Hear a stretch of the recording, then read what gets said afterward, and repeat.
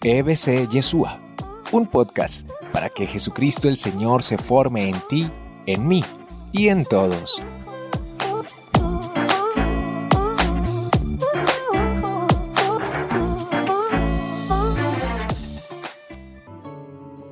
Para el discipulado, que son las palabras seguir y servir. ¿Cuáles son las palabras claves? Seguir y servir, exactamente. Por ejemplo, en el Evangelio de Lucas o en el Evangelio de Mateo, o sobre todo también en Marcos, que hace mucho énfasis en el discipulado, nos habla de que los discípulos seguían y servían al Maestro, es decir, a Jesús. Y esas dos palabras en griego, creo que las habíamos mencionado, son acolucteo y opiso. Acolucteo, así como acólito. Acolucteo y opiso, seguir y servir.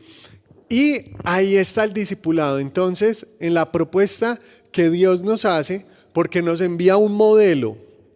El ser humano necesita modelos. Hace poquito estaba en una cancha de fútbol con mi bebé que ya patea el balón. Entonces un niño estaba ahí jugando, un niño como de 8 añitos. Y entonces me decía, ay, ¿usted es fan de quién? Porque yo soy fan de Messi.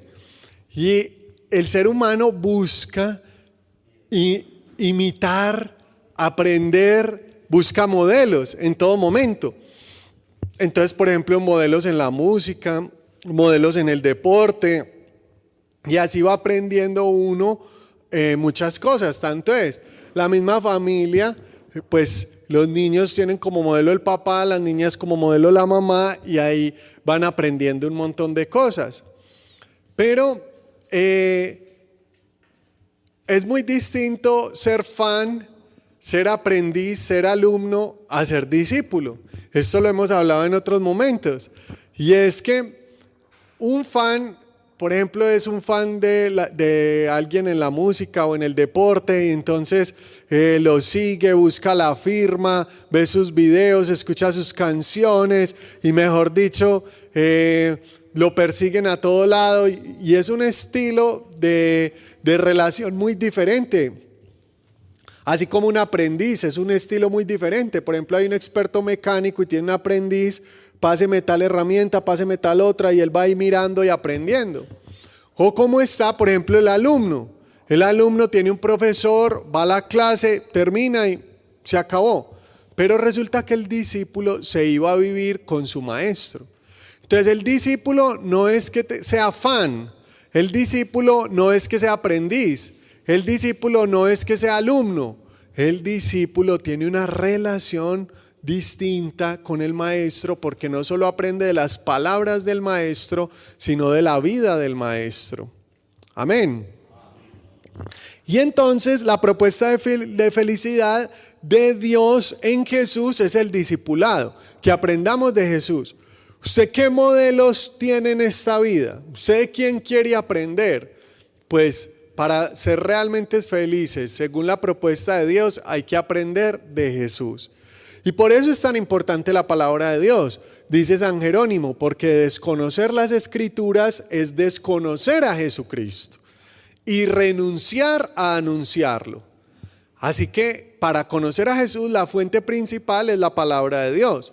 Claro, lo conocemos también en la tradición de la iglesia, lo conocemos también en la comunidad, pero la fuente principal para conocer a Jesús es la palabra de Dios. Lo conocemos también en la oración, sí, en los sacramentos, sí. Pero la fuente principal es la palabra de Dios. Esto es lo que se llama también lugares teológicos. ¿Qué son los lugares teológicos? De donde se puede hacer teología. Entonces, ¿qué se dice? Que ¿cuáles son los lugares teológicos? Por ejemplo, la patrística, es decir, los padres de la iglesia. ¿Quiénes son los padres de la iglesia? Los padres de la iglesia son los santos de los primeros siglos, que hicieron un aporte muy importante y muy valioso doctrinal a la iglesia. ¿Cómo así, Juan David? Si hoy hay un santo, no puede ser padre de la iglesia.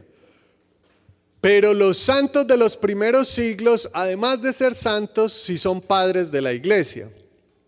¿Por qué? Porque tuvieron el privilegio de estar más cerquita a lo que llamamos el acontecimiento Cristo. El acontecimiento Cristo. Es que hay tres cosas diferentes: padres de la iglesia, doctores de la iglesia y santos. Padres de la iglesia son personas que, además de ser santos, además de hacer un aporte muy importante a la fe, están más cerquita del acontecimiento Cristo. Doctores de la iglesia son santos que, además de ser santos, hicieron un aporte muy significativo a la iglesia doctrinal o un aporte en la iglesia en general. Y bueno, y los santos los hemos escuchado nombrar más todos, que son personas que se caracterizan por ese discipulado heroico, lleno de amor, en donde dan un testimonio de vida, de fe, que sobresale, un amor heroico, entregan su vida de tal manera que la iglesia misma reconoce en ellos santidad de vida. Muy bien, entonces uno de los lugares teológicos son los padres de la iglesia, de donde descubrimos la teología, pero no es el único. Además de los padres de la iglesia está la liturgia. En la liturgia también es un lugar teológico de donde descubrimos teología. Es decir, empezamos a descubrir sobre Dios.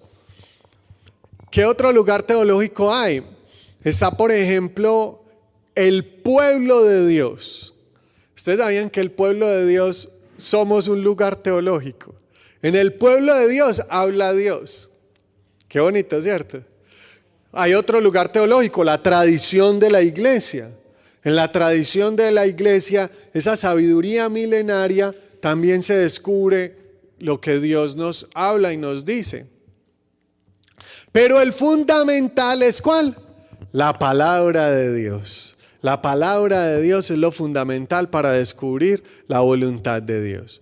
Y en la palabra de Dios, por ejemplo, en el Evangelio de Juan, Jesús nos muestra que Él viene a revelar al Padre.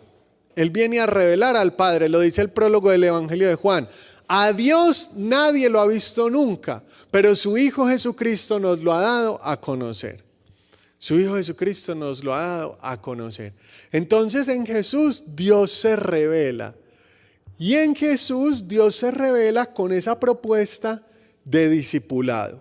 Vamos a leer el capítulo 15 del Evangelio según San Juan. Dice así: Jesús continuó diciendo: yo soy la vid verdadera y mi Padre es el que la cultiva. Bueno, aquí quiero detenerme en algo. ¿Qué dice Jesús? ¿Yo qué? Yo soy la vid verdadera. Y en otros momentos les he explicado que el Evangelio de Juan está lleno de yo soy. Entonces Jesús dice: yo soy el camino, la verdad y la vida, yo soy la puerta abierta, yo soy la resurrección y la vida, yo soy el buen pastor, yo soy la vid verdadera. Y nos dice yo soy, yo soy, yo soy. ¿Por qué? Porque ¿cómo se presenta a Dios en el Antiguo Testamento? Como Yahvé. Yahvé es yo soy el que soy. Yo soy el que soy. Pero entonces esto nos dice mucho, pero también nos genera muchas incógnitas. ¿Y cómo es el que es? Entonces Jesús nos viene a revelar cómo es Yahvé, cómo es el que es, cómo es el gran yo soy, cómo es Dios. Por eso Jesús continuamente en el Evangelio de Juan dice yo soy, yo soy, yo soy. Mejor dicho, es otra manera de descubrir que Jesús es Dios, porque Jesús nos está mostrando a Dios, nos está diciendo cómo es Dios. Yo soy, yo soy, yo soy. Muy bien, yo soy la vid verdadera y mi Padre es el que la cultiva. Si una de mis ramas no da uvas, la corta, pero si da uvas, la poda y la limpia para que dé más. Ustedes ya están limpios por las palabras que les he dicho. Sigan unidos a mí, como yo sigo unido a ustedes. Una rama no puede dar uvas por sí misma, sino está unida a la vid. De igual manera ustedes no pueden dar fruto si no permanecen unidos a mí. Bueno, esta traducción dice una rama, pero en realidad la mejor traducción debe decir sarmiento, porque una rama se parece a un sarmiento, pero no es exactamente. Un sarmiento es una enredadera, o sea, la vid es una enredadera, no un árbol. Y los árboles tienen ramas, pero la vid, al ser una enredadera, tiene sarmientos. Entonces, digámoslo así, los sarmientos son una clase muy especial de ramas que están enredadas, ¿cierto? Aquí el amigo y compañero chileno conocerá más las vid que nosotros, porque para allá hay mucho, para acá no hay. Aquí es raro en Colombia ver una vid, ¿cierto? Yo la verdad cuando las he visto en otros países. En Colombia no he visto mucho una vid. Pero definitivamente es eso, es una enredadera. Por eso son sarmientos, no ramas. Entonces, ¿qué nos dice Jesús? Que Él es el tronco, Él es la vid y nosotros los sarmientos, nosotros las ramas. Pero ¿qué pasa si una rama se corta? Se seca, se muere, da fruto.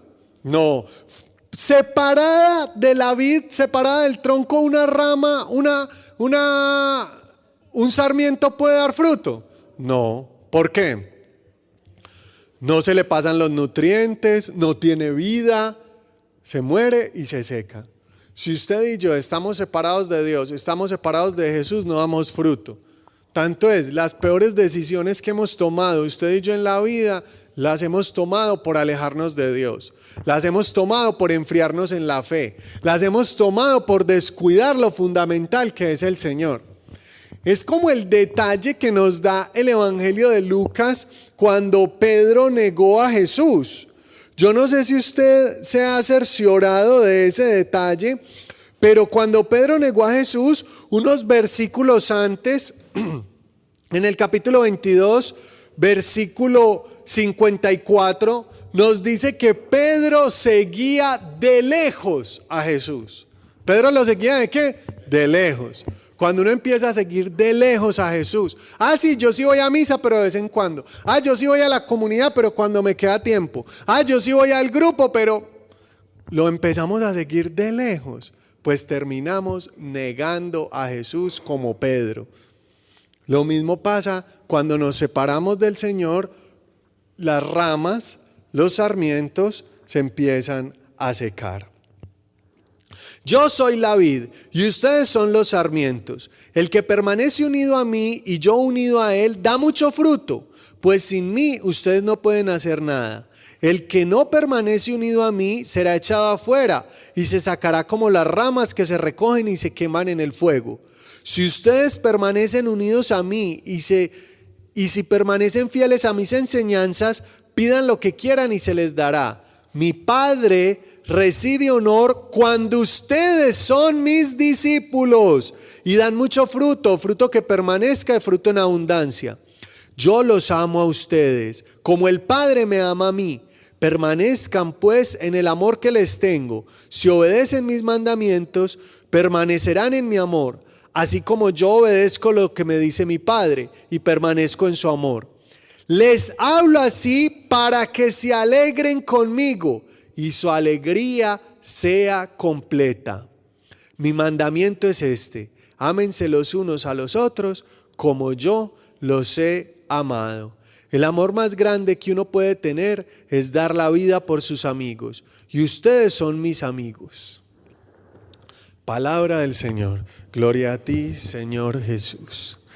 Muy bien, entonces este texto me encanta y quiero que lo reflexionemos hoy, porque termina diciendo, primero, hay un versículo fundamental que para nosotros en la Escuela Bíblica Católica Yeshua es insignia, y es: la voluntad de mi Padre es que ustedes sean mis discípulos y den fruto y fruto en abundancia.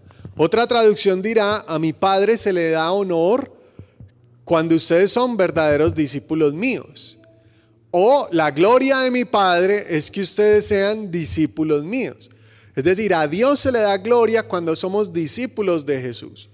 Entonces ese versículo insignia para nosotros como escuela, porque nuestro objetivo es que todos seamos discípulos de Jesús, porque nuestra misión es ser y hacer discípulos de Jesús. Usted ya es discípulo de Jesús, entonces haga discípulos de Jesús. Si ya es, haga discípulos de Jesús. Y si no es, pues hay que tomar esa decisión importantísima. Cuando voy a misión a los colegios, les doy siempre una charla que se llama la segunda decisión más importante en la vida. Entonces les empiezo a hablar a los muchachos de 15, 16 años sobre la segunda decisión más importante en la vida. ¿Y cuál es la segunda decisión más importante en la vida? ¿Con quién te vas a casar? Y entonces les hablo del discernimiento, de la elección de pareja, y claro, todos esos jóvenes que están en esa época de las hormonas, de empezar a ver las niñas, de empezar a ver las muchachas, y entonces son atentos con esa charla de cómo decidir bien, de cómo saber si me conviene este muchacho, cómo saber si me conviene esta muchacha, y les doy unos elementos para discernir bien si esa novia les conviene o no. Ese novio les conviene o no, porque por lo general no vio, ¿cierto? No vio bien. Y entonces esa charla la titulo la segunda decisión más importante en la vida. Claro, ¿cómo no va a ser la segunda decisión más importante en la vida la elección de esposa, sabiendo que la esposa le voy a elegir mamá a mis hijos?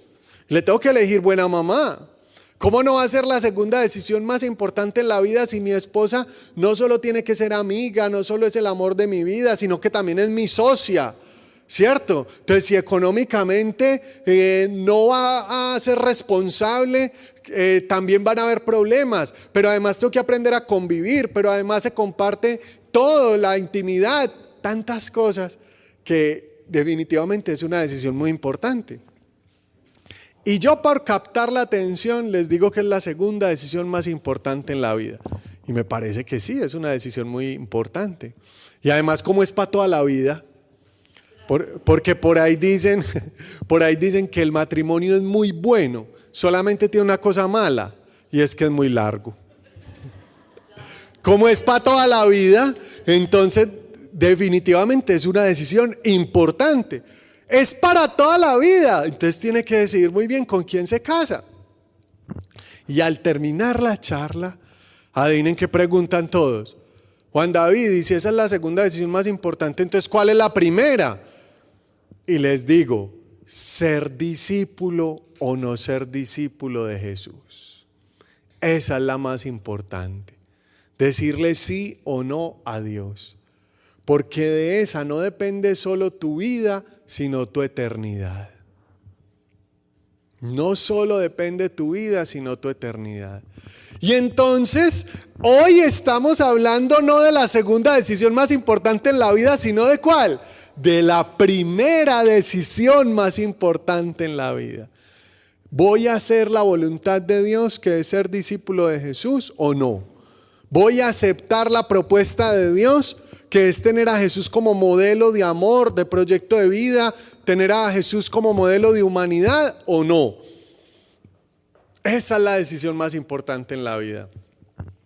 Y elegí trabajar este texto en este curso sobre cómo ser feliz según la Biblia, porque justamente Jesús termina diciendo en el versículo 11 de este mismo capítulo 15, les hablo así para que se alegren conmigo y su alegría sea completa, y su alegría sea plena, y su alegría sea total. Es decir, Jesús nos dice claramente que esta propuesta es una propuesta de alegría plena. Juan David, ¿cómo así? Entonces, si uno acepta ser discípulo de Jesús, ¿no va a tener problemas? No, sí va a tener. ¿No se va a enfermar? No, sí se va a enfermar. Entonces, ¿para qué me sirve? Va a tener problemas, pero va a estar acompañado de Jesús, que ilumina para dar solución a los problemas. Sí se va a enfermar, pero va a estar acompañado por Dios, que consuela y anima y da esperanza en la enfermedad. Amén. Y eso es muy distinto. Una vez estaba yo en una misión de esas que hacemos con habitantes de la calle y había una francesa. Imagínense qué habitante de la calle tan pinchada. Una francesa que había llegado acá por vicio, había caído, había llegado al límite, al extremo, había tocado fondo y estaba en la calle. Y me decía, Juan David, lo más duro de estar en la calle es cuando uno se enferma y solo en una esquina tirado ahí, en una acera. Uy, eso es tan duro cuando uno se enferma y solo. Y yo pensaba, es totalmente distinto uno estar enfermo y acompañado, consolado. Cuando uno está enfermito y la mamá está pendiente de uno, lo trata con amor, con cariño, eso es muy distinto a cuando uno está enfermo y solo. ¿O no? Y pasa esta imagen para que entiendan la dinámica de Dios. Dios nos ha dado libertad y en su libertad y en la libertad que nos ha regalado hay cosas igual que tienen consecuencias negativas para nuestra vida y nos traen sufrimiento. Pero Él no nos deja solos, nos acompaña. El que no cree en Dios tiene problemas, se enferma y está solo. Usted y yo por lo menos tenemos una compañía que nos consuela, nos anima y le da sentido. En estos días leía algo que me llamó mucho la atención, que inclusive se los voy a leer tal cual porque me pareció una frase muy cierta, muy válida y que amerita tenerla. Dice así: Jesús sufrió no para que nosotros no tengamos que sufrir nunca, sino para que nosotros aprendamos cómo se asume y cómo se vive el sufrimiento. Tremendo, ¿no? Jesús sufrió no para que nosotros no tengamos que sufrir nunca, sino para que nosotros aprendamos cómo se asume, cómo se vive el sufrimiento. Entonces, por ser discípulos de Jesús, ¿se nos van a ir los problemas y no van a haber problemas? No, ahí los vamos a tener, pero vamos a tener un Dios todopoderoso, sabio, que nos va a indicar, nos va a dar creatividad, nos va a dar luz, nos va a dar fuerza, nos va a dar ánimo para superar los problemas. Amén. No nos va a dar enfermedades, no vamos a tener enfermedades. Sí vamos a tener. Mala noticia. Pero buena noticia, evangelio. En esa enfermedad Dios va a estar contigo, consolándote, animándote, levantándote y muchas veces sanándonos. Muchas veces. No nos vamos a morir. Sí nos vamos a morir, pero vamos a resucitar. Por Jesucristo nuestro Señor, su amor y su poder, los que morimos con Cristo, resucitamos también con Él. Amén. Entonces, ¿el discipulado es una propuesta de alegría, de felicidad y de gozo? Sí la es. No significa, ya hice la aclaración, que estemos exentos de problemas, de enfermedades, de dolores o de angustias. Lo que significa es que, como dice el Evangelio de Mateo, yo estaré con ustedes todos los días hasta el fin del mundo. Por eso vayan y hagan discípulos míos a todas las gentes y a todas las naciones, que por mi parte yo estaré con ustedes todos los días hasta el fin del mundo. El discipulado nos evita muchos problemas. Porque la gente que vive sin Dios sí que se busca problemas y dolores y enfermedades y catástrofes de más.